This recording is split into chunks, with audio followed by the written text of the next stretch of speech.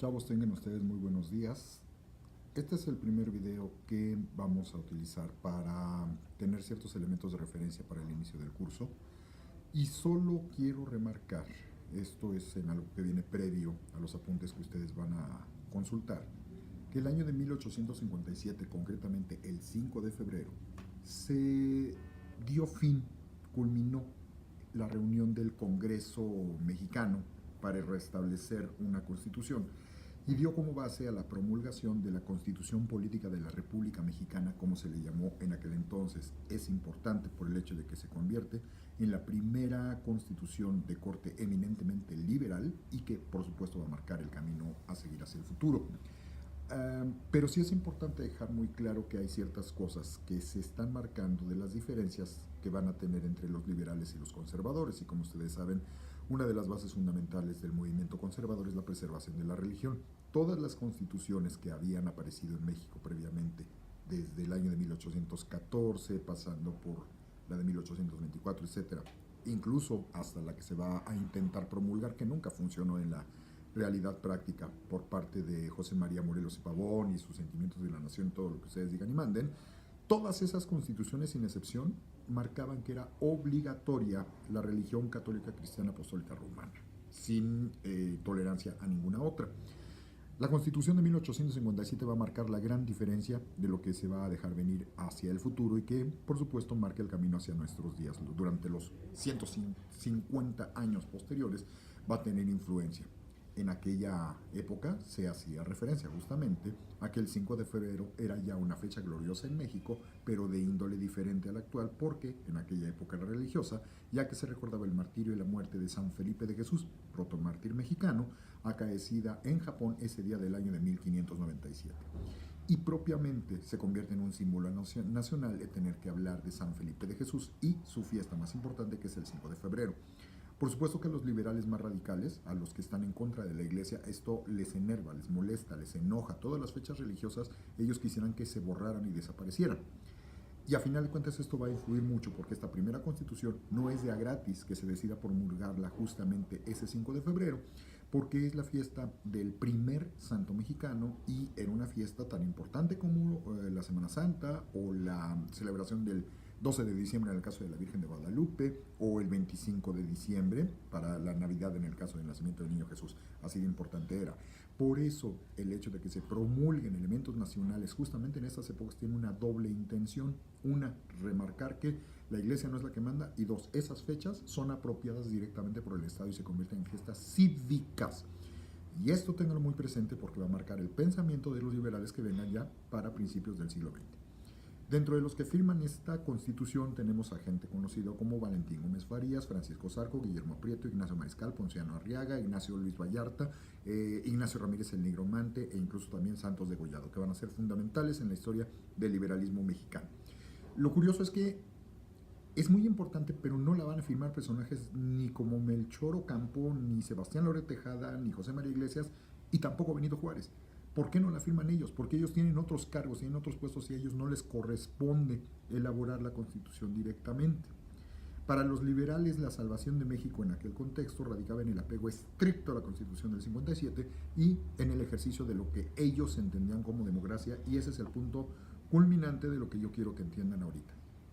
La Constitución del 57 va a ser fundamental para entender la futura Constitución de 1917, y esto lo pueden revisar ustedes en los apuntes referido a los comentarios del historiador, el doctor Pedro Salmerón. Y él plantea de una manera bastante acertada que esta Constitución del 57 es el resultado de una poderosa insurrección popular que fue la de Ayutla, el plan de Ayutla como tal, que es el que permite la llegada de los liberales al poder.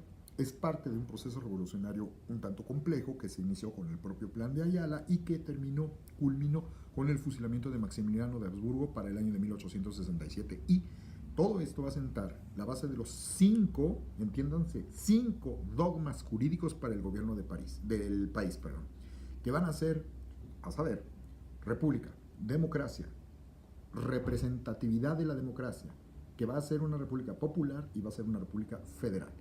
Republicanismo, democracia, representatividad, popularismo y federalismo. Es Importantísimo tener esto bien presente entre nosotros. República, entendiéndose que es del pueblo, por el pueblo y para el pueblo. En una democracia, aguas con ese concepto, en donde supuestamente el pueblo elige a sus gobernantes, nada más que hay que entender que las formas legales de elección históricamente no han sido abiertas a todos los habitantes del pueblo. Y en aquellos contextos, ni las mujeres ni la mayoría de los hombres tenían acceso a participar en ella. Esto es muy importante, no se vayan con la trampa, inclusive Salmerón cae en ese pequeño error, que estas formas ya pues evidentemente son legales de elección, nada más que no todos participan porque no todos son ciudadanos. Esto no lo podemos ni debemos dejar de lado por la época contemporánea para que no nos vean la cara y no nos estén cotorreando con la historia de nuestra propia democracia. El que sea una república representativa implica otra cosa también muy importante.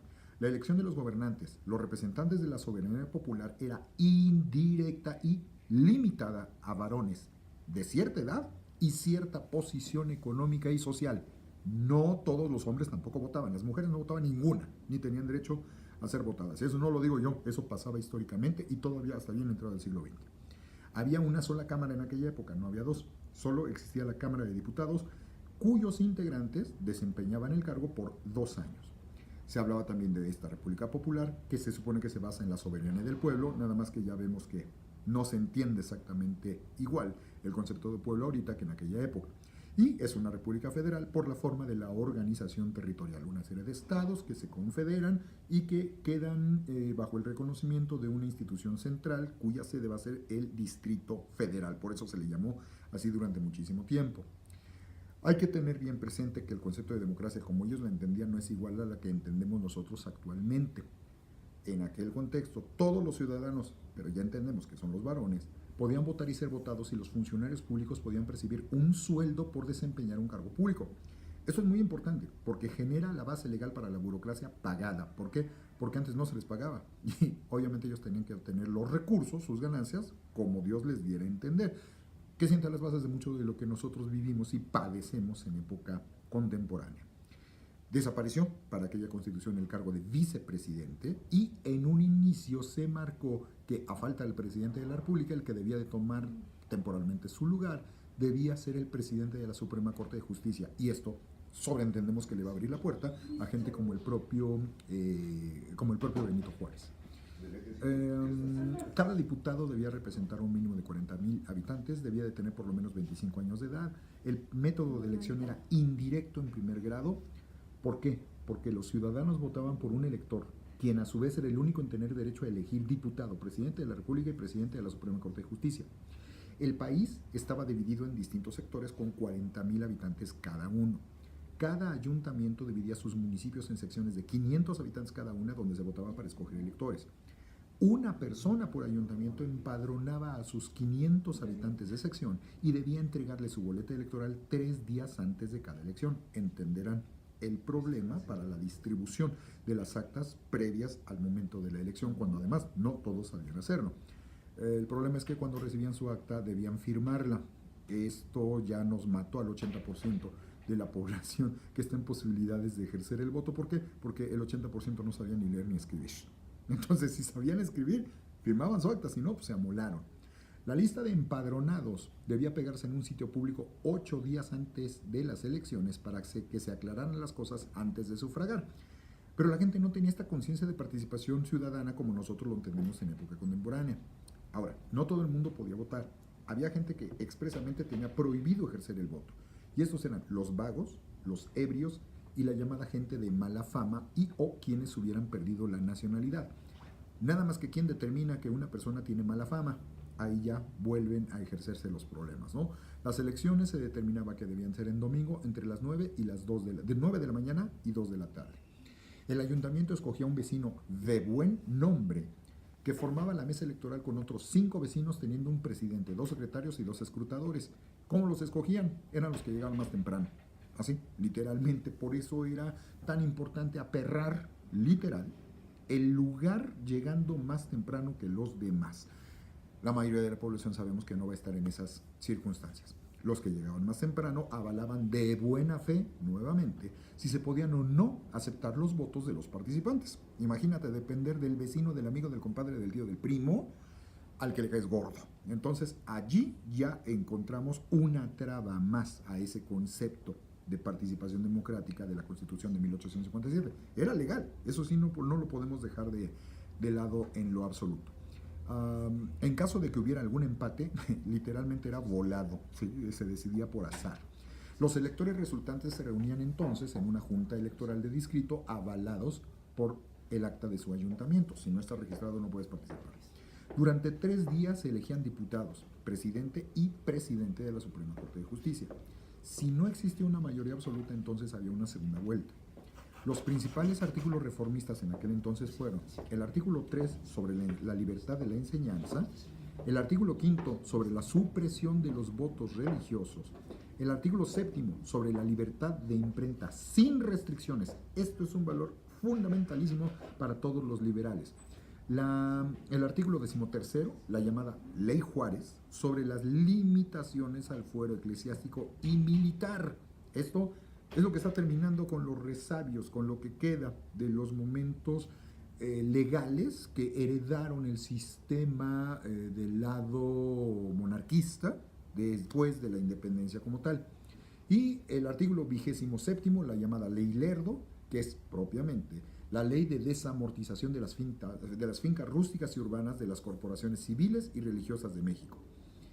Entenderemos que este artículo es el que más les va a molestar a los representantes de la iglesia que pertenecen a la nobleza, que están emparentados con los de la milicia, y entenderemos que ahí los grupos conservadores es donde tienen su coto de poder. Y esto es lo que va a desatar la guerra civil que va a venir a continuación. Y finalmente solo hace referencia al artículo 123 o artículo 123, nada más que de la Constitución de 1857, que en aquel entonces hacía referencia a la intervención del poder federal en los actos del culto y de la disciplina externa, es decir, que se hagan los actos religiosos en espacios públicos interfiriendo el tránsito. Por ahí es por donde va a venir el problema que se va a agravar para cuando se haga la renovación de la Constitución para el año de 1917 y cuando los liberales radicales van a querer que se aplique de manera extrema, que nos va a llevar a un elemento fundamental de nuestra historia que va a ser el caso de la Guerra de los Cristeros, en donde se va a tratar de aplicar la ley tal y como va, derivada primero de la del 57, después construida para la del 17, que deriva en la construcción del Código Civil, que ese es el que va a querer que se aplique Plutarco y las calles de una manera irrestricta y va a generar todas las problemáticas que se van a dejar venir a futuro en la relación entre la Iglesia y el Estado. Esto es bien importante de considerar si queremos entender qué es lo que va a pasar. Primero con Porfirio Díaz, posteriormente en los regímenes postrevolucionarios y lo que va a pasar ya para el régimen de Carlos Salinas de Gortari. Esto va a ser bien importante y por eso necesito que lo tengan bien presente y bien marcado y no olviden su existencia y tengan esto cada vez que haya que hacer referencia a las cuestiones de la relación entre la Iglesia y el Estado, lo tengan bien presente en los apuntes que vayan a leer a posteriori.